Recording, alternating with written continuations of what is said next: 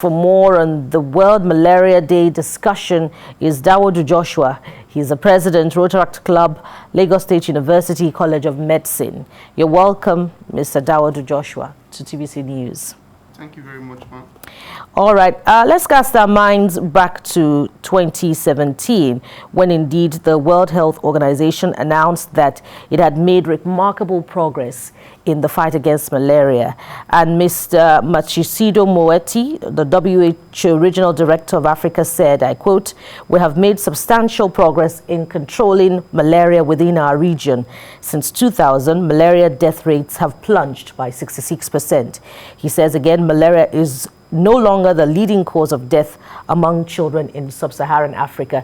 So between 2016 and 2019, what may have happened? To ask differently, can this new statistics announced by the WHO be reliable? Thank you very much, ma'am. Well, over the past few years, we've seen the prevalence of malaria disease in our community, and this has been on the high side because of the environmental measures we fail to take as individuals and as communities. That is why in 2010 the World Health Organization said that the global malaria deaths was about 655,000, and Africa as a whole had about 81% of this global deaths. It is important to note that Nigeria, together with DR Congo, Uganda, and Ethiopia, cumulated to 50% of the global deaths of malaria. So I believe, going down the line, Nigeria as a country, we've improved in our measures in tackling this, deadly disease in our community. If we had our own independent body to conduct these statistics, do you believe that it would have been, the outcomes would have been different? Would we have lower results? Yeah, so I wouldn't believe the outcome, because we can still go around our streets and see our dirty environments. We can go into the rural community and see the indiscriminate disposal of waste. We can see the stagnant water, which has posed as a suitable breeding site for these mosquitoes.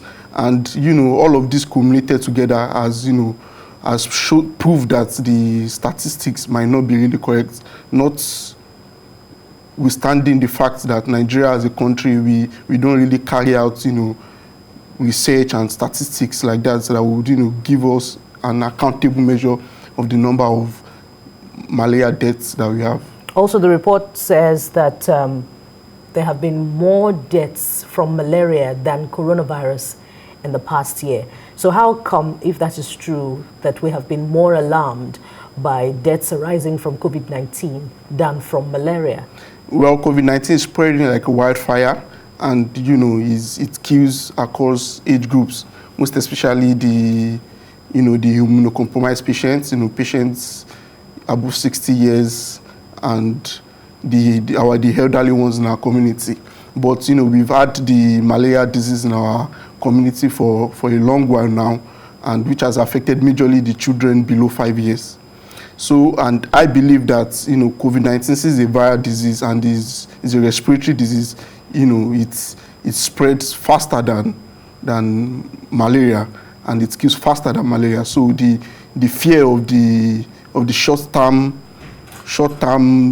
effects of COVID-19 has made governments to put more effort on COVID-19. But notwithstanding, we are still being affected by malaria, and there is a progress in World Health Organization on the production of vaccine. That's the malaria vaccine, which has been tested among 450 children in 12 months in Burkina Faso. So we hope that by October, or hopefully, we would have this vaccine in our country, and this will help reduce the incidence of this disease. Before we look a bit further at vaccine, let's look at the concern about the drugs, malaria drugs, the parasite itself, the disease in children. How is it that it is becoming more resistant to malaria drugs in terms of treatment and care?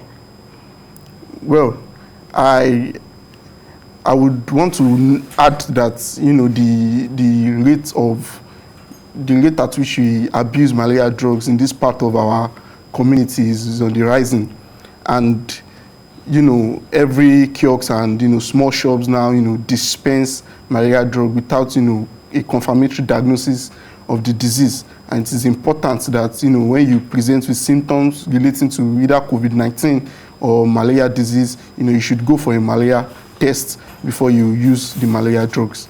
Mr. Dauda Joshua, we thank you very much for being on TVC News. Thank you, ma'am.